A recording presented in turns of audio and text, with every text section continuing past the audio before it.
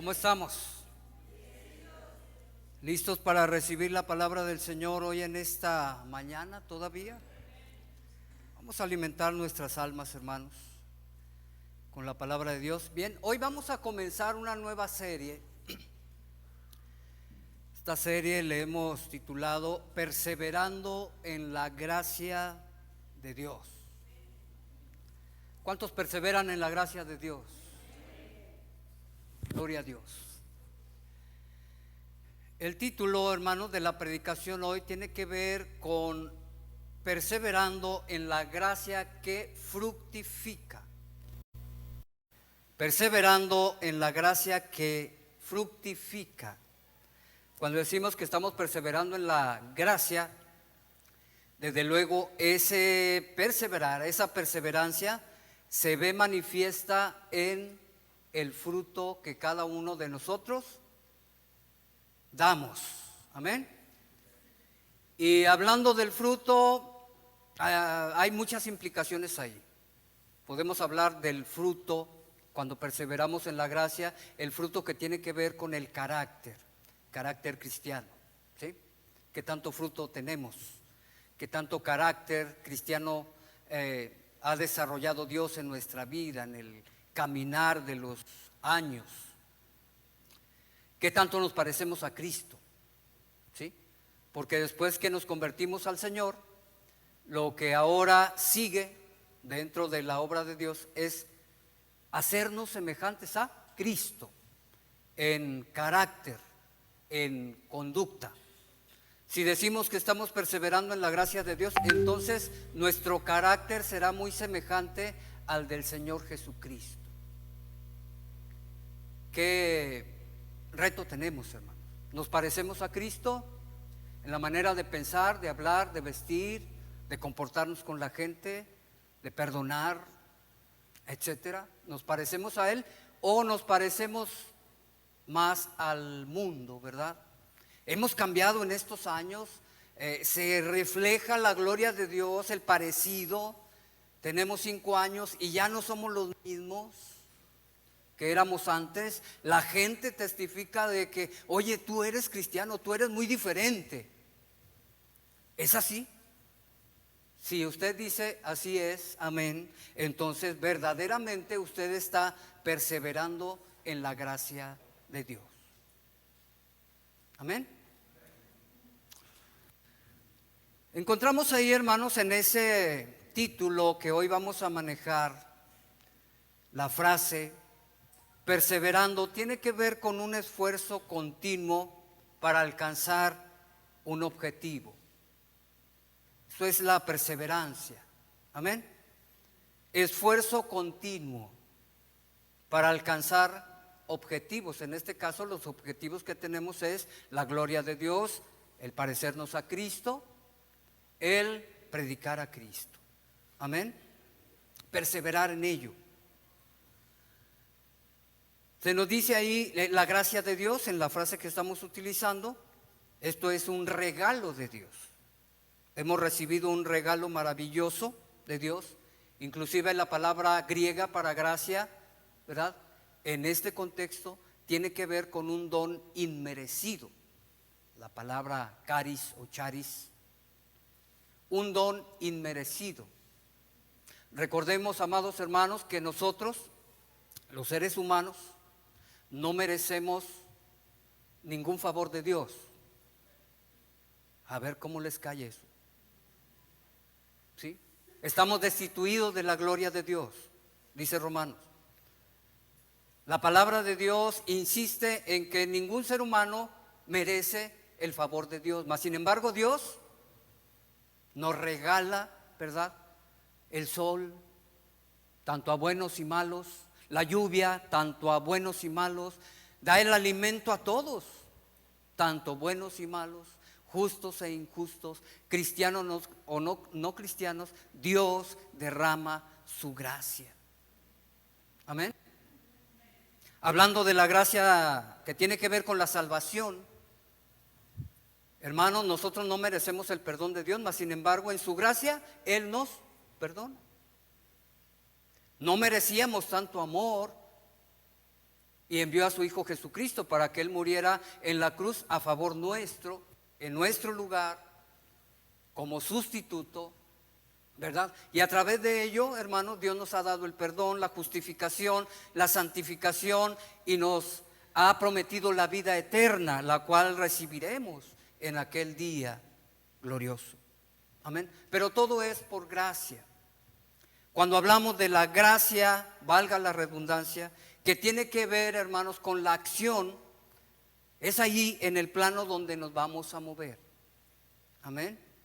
Necesitamos gracia de Dios, y Dios ha derramado gracia para que nosotros vayamos avanzando en carácter cristiano, en servicio cristiano y en todo lo que la vida cristiana implica.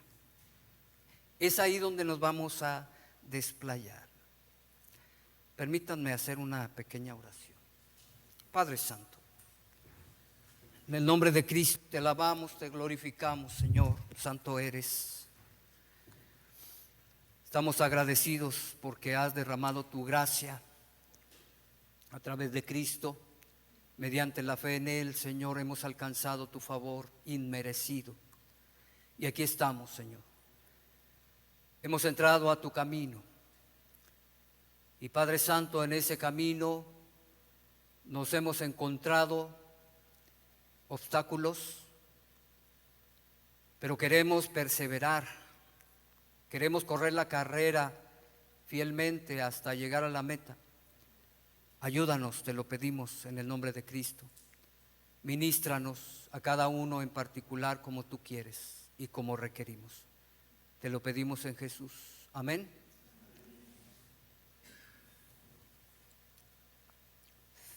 Vayamos a 1 Corintios, el capítulo 15.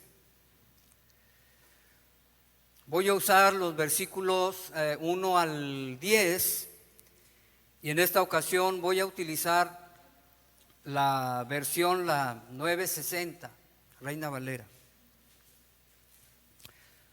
La palabra de Dios dice: además os declaro, hermanos, el evangelio que os he predicado, el cual también recibisteis, en el cual también perseveráis, por el cual asimismo, si retenéis la palabra que os he predicado, sois salvos, si no creíste en vano.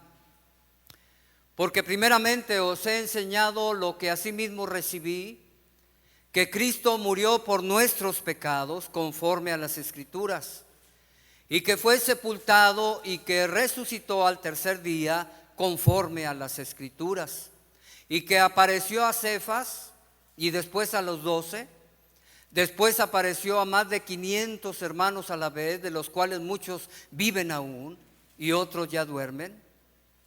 Después apareció a Jacobo, después a todos los apóstoles, y al último de todos, como a un abortivo, me apareció a mí, porque soy el más pequeño de los apóstoles, que no soy digno de ser llamado apóstol, porque perseguía la iglesia de Dios.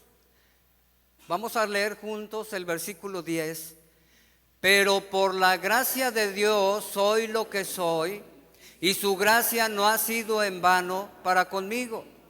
Antes he trabajado más que todos ellos, pero no yo, sino la gracia de Dios conmigo. Palabra de Dios. Gloria a Dios, hermano. El contexto general de la carta, hermanos, tiene que ver con dar instrucciones para corregir algunos errores de conducta y contestar algunas preguntas que le hicieron a Pablo a través de una comitiva. Amén. Había problemas. De hecho, el contenido general de la carta menciona 5 problemas que el apóstol trata precisamente para que en la iglesia de los Corintios hubiera orden, hubiera madurez y perseveraran en la gracia de Dios.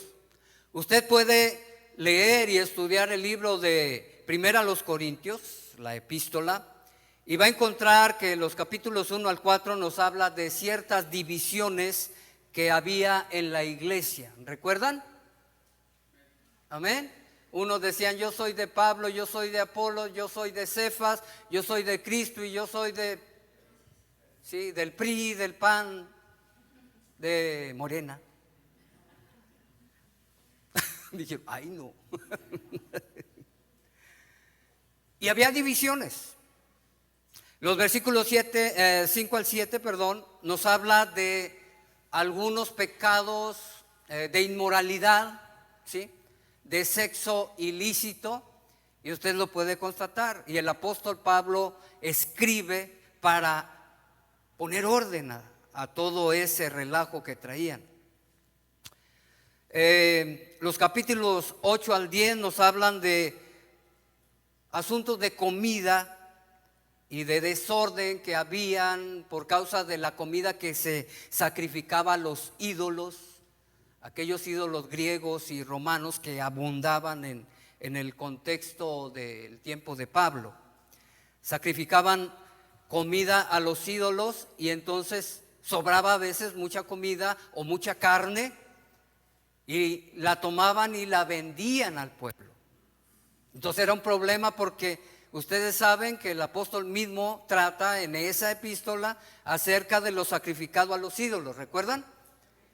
Que no sacrifican a Dios sino a los demonios cuando hacen sus sacrificios, ¿verdad?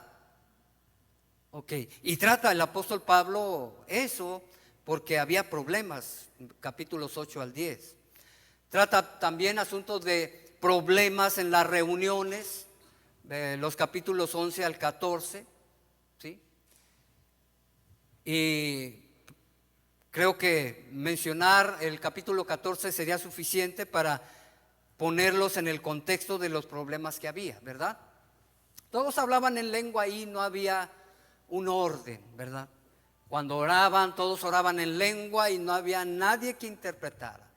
Cuando daban alguna revelación, no había intérprete. Todos hablaban y oraban en lengua, así arranca la baranda y calabacín, calabazonca y todo eso. Y entonces Pablo dice, ¿qué pasó? Dice, no deben ser así, y da órdenes para que puedan estar ordenados, valga la redundancia. Amén. Si hay alguien que interprete, hablen, no hay problema, pero si no hay intérprete, dice, guarde silencio y hable allá en su casa. Si hay intérprete, entonces por turno, ¿sí? El apóstol Pablo pone orden. Y los capítulos 15 al 16, hermanos, nos hablan de la resurrección, de la doctrina de la resurrección. Menciona la resurrección de Cristo, que es donde nos vamos a ubicar en esta ocasión, y nos habla de la despedida para cerrar esta epístola. Vayamos entonces, hermanos, al contexto interno, el versículo 1 del capítulo 15. ¿Estamos? Dice, además os declaro, hermanos, el evangelio que os he predicado, el cual también recibisteis, en el cual también perseveráis. Dice, el apóstol Pablo hace una declaración con respecto, hermanos, al mensaje del evangelio que Pablo predicaba. Amén. ¿Qué declara Pablo? El mensaje del evangelio. ¿Cuál es ese mensaje del evangelio? Los versículos 3 y 4 nos dice, hermanos, cuál es el contenido principal del mensaje del evangelio de Cristo. Noten ustedes el versículo 3, porque primeramente os he enseñado lo que asimismo recibí, que Cristo murió por nuestros pecados conforme a las Escrituras. Ahora, quiero que noten esto.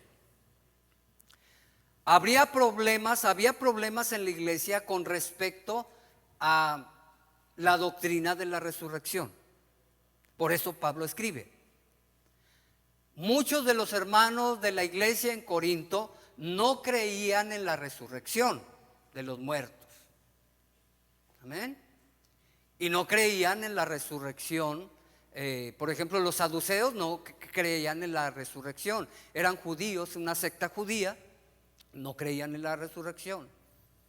La iglesia estaba compuesta por judíos, ¿sí?, que se habían convertido al cristianismo, pero también había griegos, romanos, gentiles, ¿sí? Y la mayoría de ellos no creían en la resurrección de los muertos. ¿Cuántos creen en la resurrección de los muertos? Amén. Y aquí Pablo, hermanos, está dando su enseñanza para establecer precisamente la doctrina de la resurrección.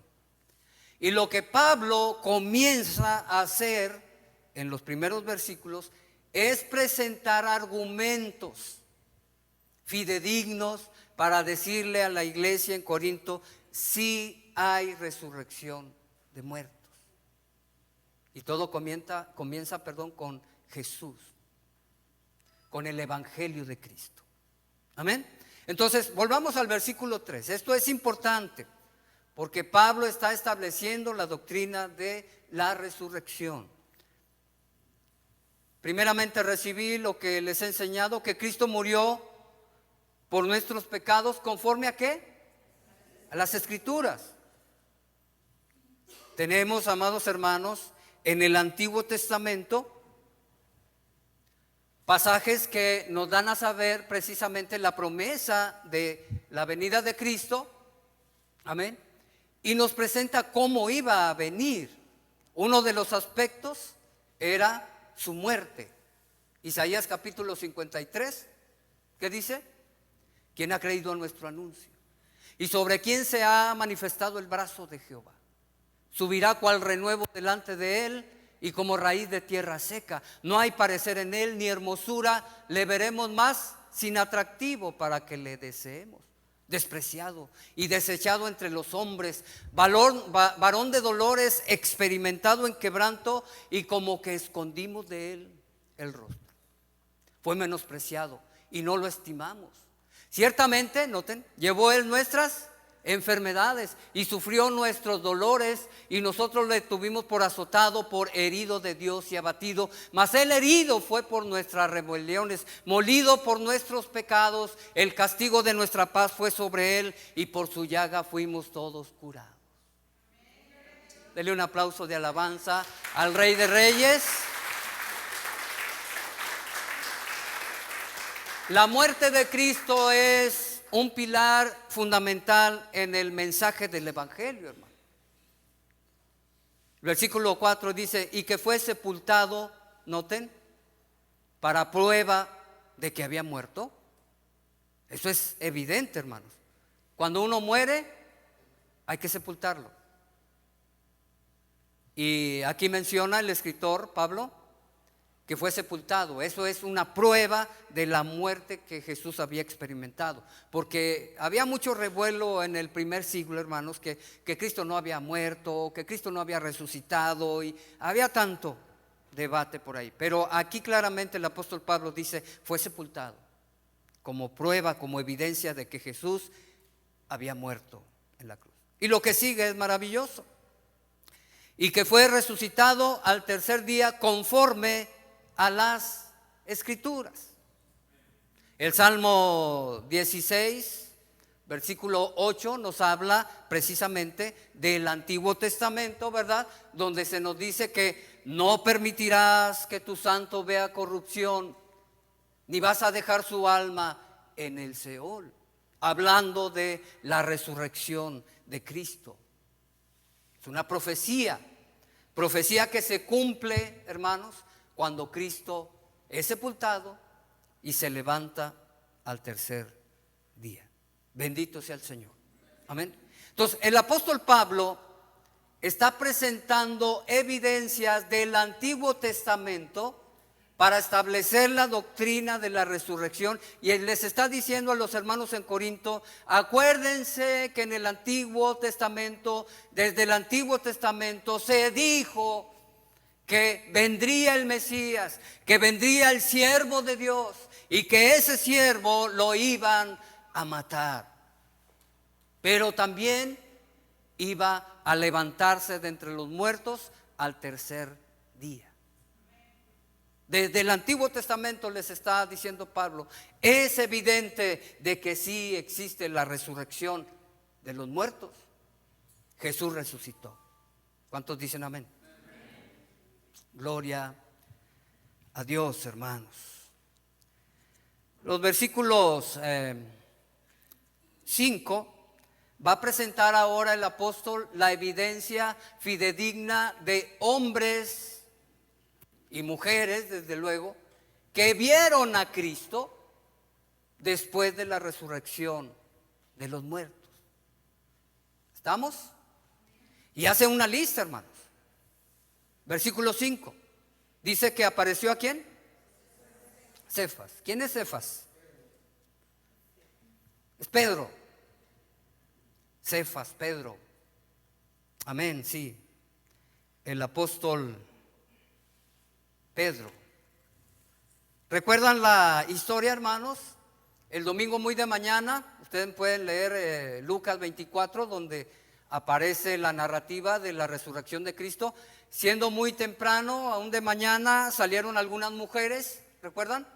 A la tumba porque iban a ponerle ungüentos y cosas que tienen que ver con aromatizantes y todo eso. ¿Y qué pasó? Llegaron las mujeres, la tumba estaba abierta.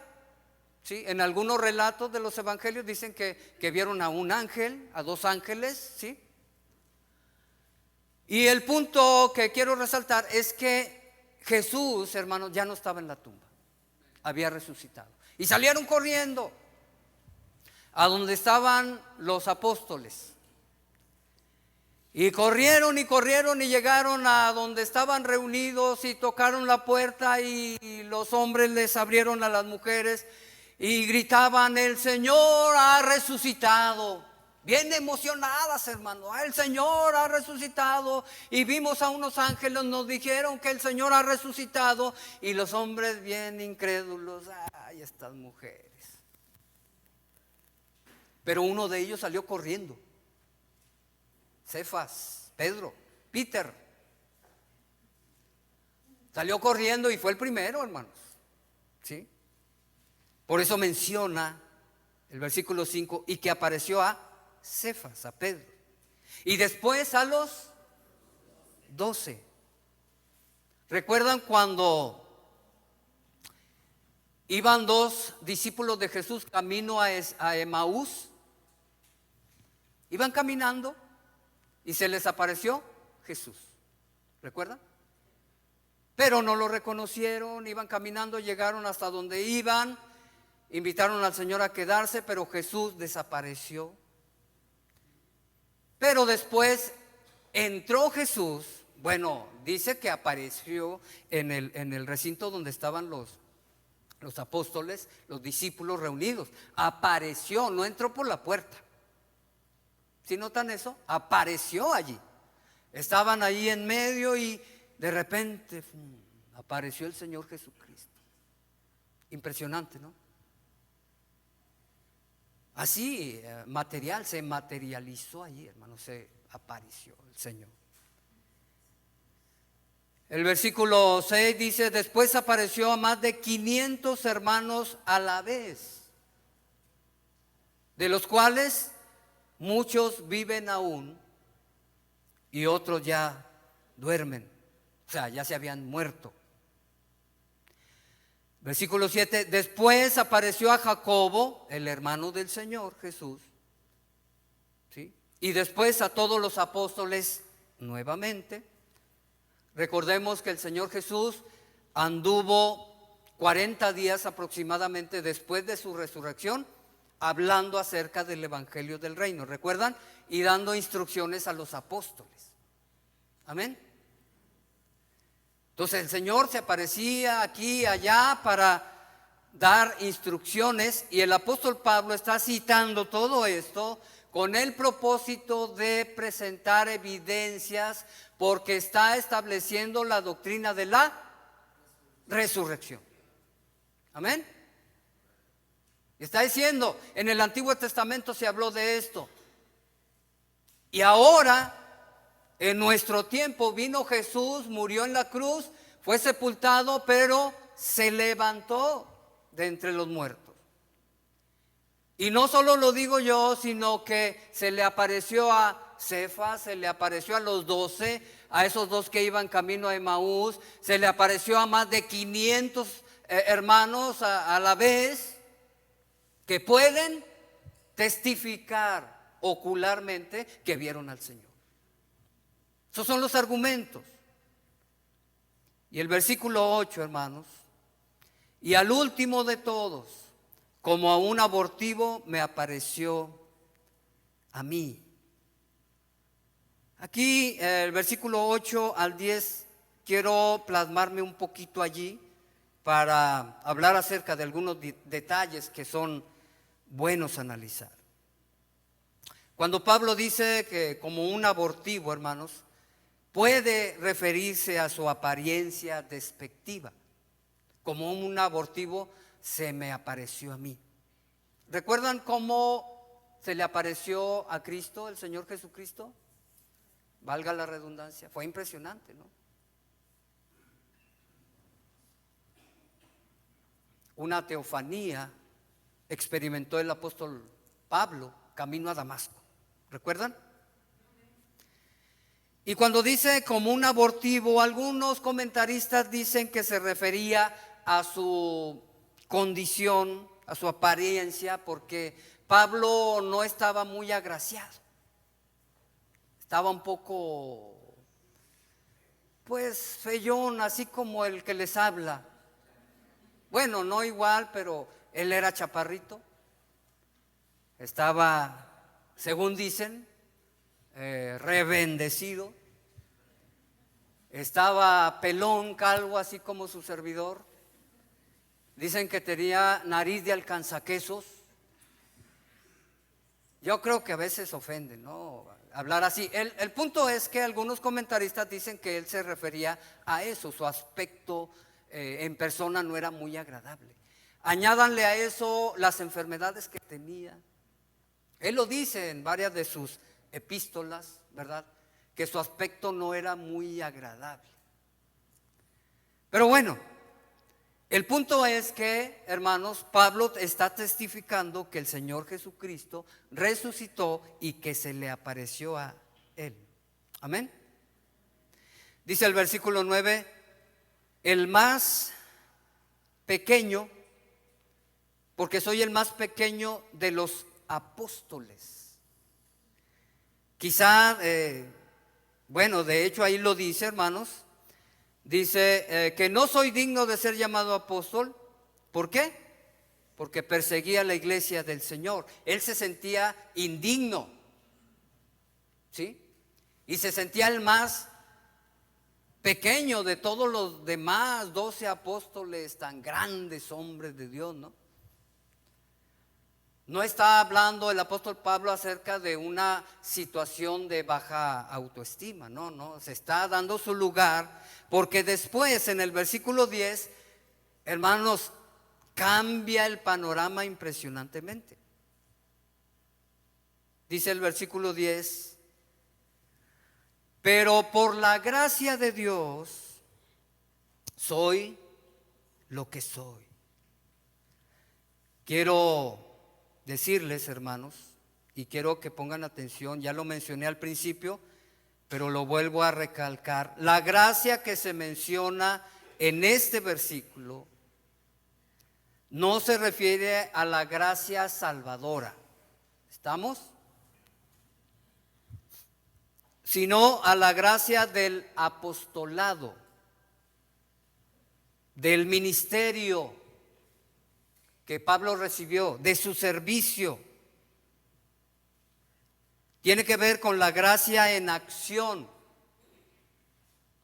que capacita para llevar a cabo el ministerio a Pablo y a todos los demás. Esa gracia, hermanos, ¿recuerdan cómo recibió Pablo las instrucciones del Evangelio precisamente y de todo lo que escribió, o mucho de lo que escribió, a través de revelación directa de Cristo? Impresionantemente. La gracia de Dios de la cual está hablando en el versículo 10 tiene que ver con esa gracia. La gracia que capacita para llevar a cabo el ministerio Dios se reveló y le reveló a Pablo en muchas ocasiones lo que tenía que enseñar y decir. Gálatas capítulo 1 versículo 12, por ejemplo, la inspiración del Espíritu Santo, los dones recibidos, todo eso tiene que ver con la gracia que está mencionando Pablo en ese versículo 10. Es la gracia, hermanos, que transforma para el ministerio. Pablo era un fariseo, un perseguidor, un blasfemo, ¿recuerdan? Mas sin embargo, cuando se encontró con Jesús, todo cambió. Su conducta, su carácter fue transformado por la gracia de Dios. Es esa gracia que fortalece, hermanos, para llevar a cabo el ministerio. ¿Recuerdan los sufrimientos de Pablo? Según a los Corintios capítulo 11, capítulo 12. Todo lo que sufrió, hermanos. Él sufrió azotes sin número, o sea, en muchas ocasiones. Él sufrió, hermanos, hambre, frío, naufragio, cárceles, etcétera, etcétera, por predicar el evangelio de Cristo. ¿Sí? Y no lo hizo porque era el mero mero. Lo hizo por la gracia de Dios. Amén. Y la participación, desde luego, de Él.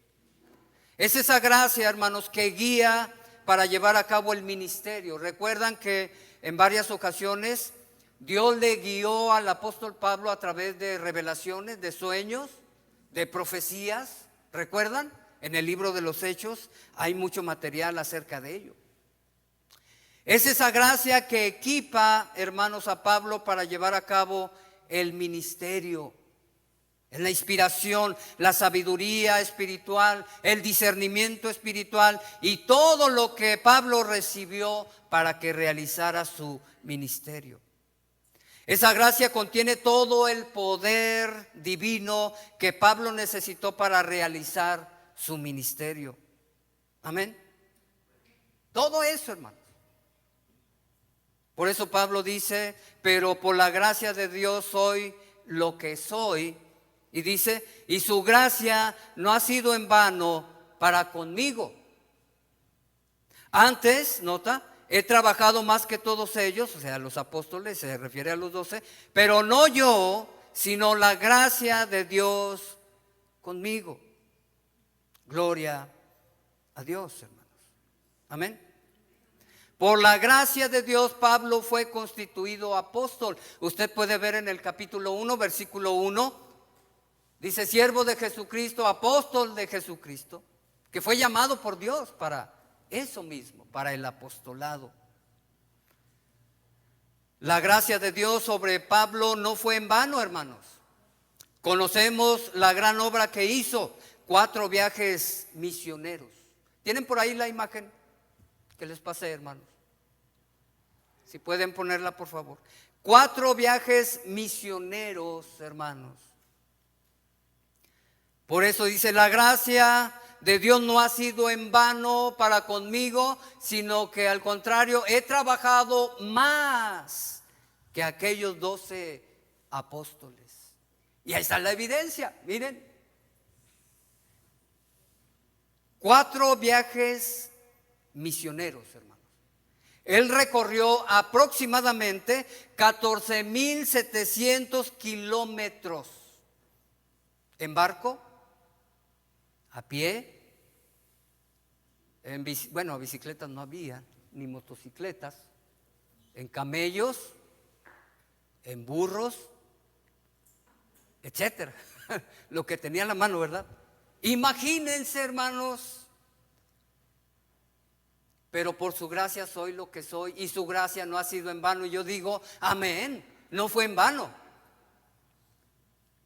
4 viajes misioneros, hermanos. El primer viaje, ustedes lo pueden checar en Hechos capítulo 13, cuando desde la iglesia en Antioquía, Dios a través del Espíritu Santo los escoge y los envían para todo lo que hizo el apóstol Pablo, y lo que Cristo le dijo cuando tuvo el encuentro con él en Hechos 9. Amén. Más o menos por ahí del 47 al 49, el primer viaje misionero, y partió de Antioquía. Ustedes pueden ver allí los colores. El primer viaje misionero es las líneas amarillas, las flechas amarillas, y eso fue lo que hizo en el primer viaje misionero. ¿Sí? Impresionante. Anduvo por Chipre, Turquía, y en ese viaje recorrió aproximadamente unos 2.250 kilómetros. El segundo viaje misionero, hermanos, chequen los colores, el color verde. Segundo viaje misionero, lo pueden ubicar en Hechos capítulo 15 al 18. Salen de Jerusalén después del primer concilio cristiano, alrededor del año 50-53, y en esta ocasión Pablo es acompañado por Silas, Timoteo, Priscila y Aquila, y Lucas el médico, porque también Pablo se enfermaba, hermano, y llevaba a su médico de cabecera. Los destinos en esa ocasión, hermanos, el tercer viaje misionero, Hechos 18 al 21, eran Turquía, Grecia, Líbano, Israel, y más o menos unos 4.350 kilómetros de recorrido. Y el cuarto viaje, hermanos, lo puede encontrar en Hechos capítulo 27 al 28. Y saliendo de Cesarea, en esa ocasión acompañado por los guardias romanos, ¿recuerdan? Es en ese viaje cuando ya lo llevaban en cadenas. Iba custodiado por romanos, iba Lucas el médico con él y otros. Y en ese viaje visitaron Israel, Líbano, Turquía, Creta, Malta, Cilicia, y al final llegaron a Roma, donde fue decapitado. La gracia de Dios llevó a Pablo a trabajar más que los otros apóstoles. Hermanos, miren todo lo que hizo ese hombre. Iba a una ciudad, predicaba el evangelio, se quedaba ahí algún tiempo, si recibían el evangelio o no, se movía a otra ciudad y a otra ciudad y a otra ciudad, hermanos, a otro país, a otro continente. Amén. ¿Qué podemos decir de este gran hombre, hermanos? ¿Perseveró en la gracia de Dios? Démosle un aplauso al Señor de alabanza por este gran hombre.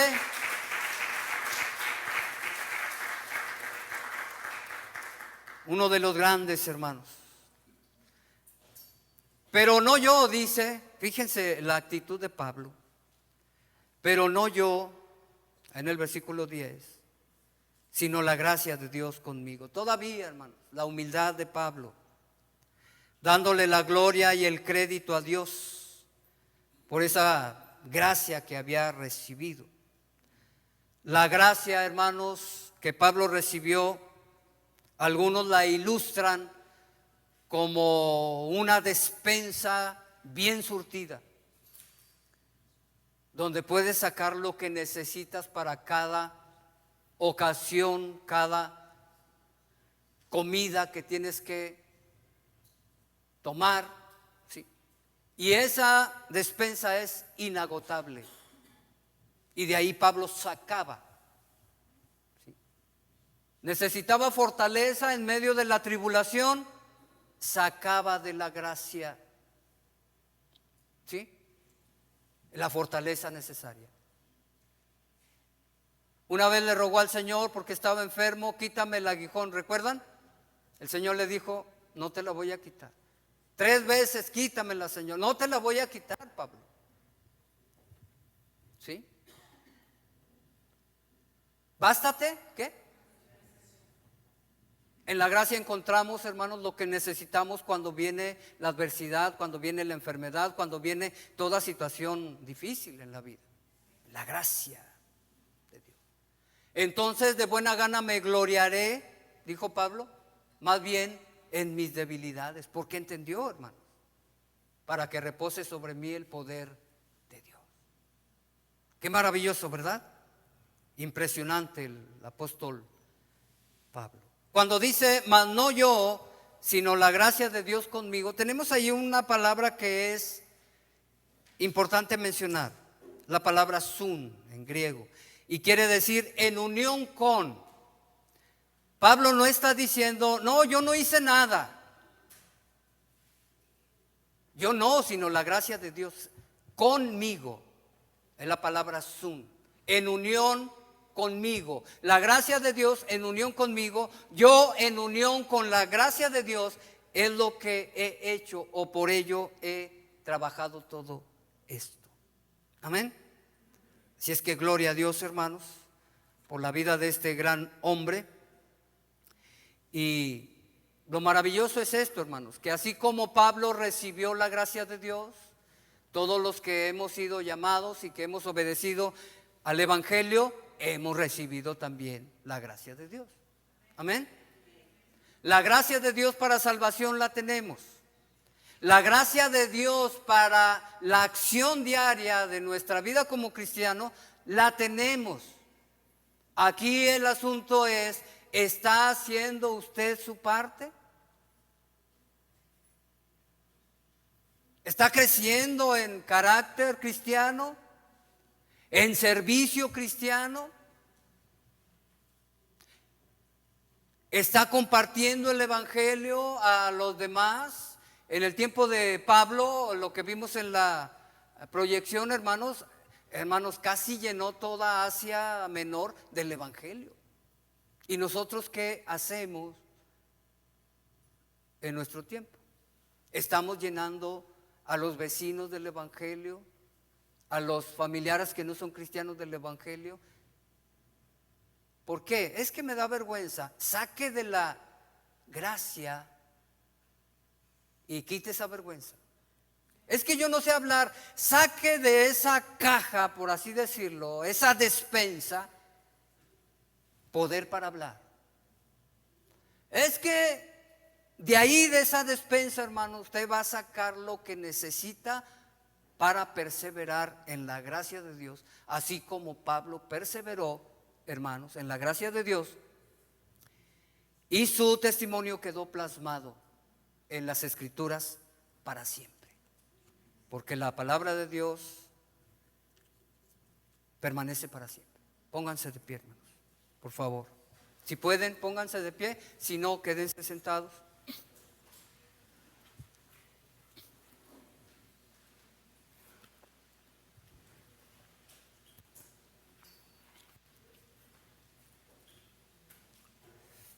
Pablo recibió la gracia, perseveró en ella y dio mucho fruto. Nosotros debemos, hermanos, perseverar, porque de igual manera se nos ha dado la gracia de Dios. En cada situación saquemos fuerza, saquemos consolación, saquemos lo que necesitemos, hermanos, para perseverar en la gracia del Señor. Algunos quizá han dejado de perseverar en la gracia de Dios. Ya dejaron de avanzar. A mí me preocupa que yo, por ejemplo, a veces me siento que ya no he avanzado más. Y necesita uno estar avanzando, porque si se queda uno estancado, lo que sigue es ir para abajo, generalmente. Por eso el asunto de la perseverancia, hermanos, es muy importante. Y algunos de los que estamos aquí, de los que están aquí, han dejado de perseverar en su relación con Dios, en su relación con la iglesia, en servirnos unos a otros, en trabajar los talentos que Dios les ha dado. Los han escondido. ¿Sí me doy a entender? No es la voluntad de Dios que estemos así, al contrario. El Señor enseñó en Mateo capítulo 13 la parábola del sembrador, ¿recuerdan? Debemos ser terrenos fértiles. donde la semilla se siembra y se levanta mucho fruto. En la parábola de la vid verdadera, ¿recuerdan? Separados de mí nada podéis hacer. No me elegisteis a mí, sino que yo os elegí a vosotros y os he puesto para que llevéis mucho fruto y vuestro fruto permanezca hasta la eternidad. Amén. Hermanos, necesitamos como iglesia perseverar en la gracia de Dios. Por causa de la gloria de Cristo, por causa de la edificación misma de nosotros y por causa de los perdidos, necesitamos perseverar en la gracia de Dios. Si han dejado de perseverar, el llamamiento ahora es: hermano, pídale perdón al Señor, arrepiéntase y retome el camino. ¿Cuántos dicen amén? Dios perdona, hermano. Tenemos un Dios perdonador, es maravilloso. Amén. Dios está abierto a recibirnos. Si ustedes no tienen la gracia de Dios, porque todavía no han recibido a Cristo en su corazón, la invitación para ustedes: reciban la gracia de Dios, hermanos. Damas y caballeros, reciban la gracia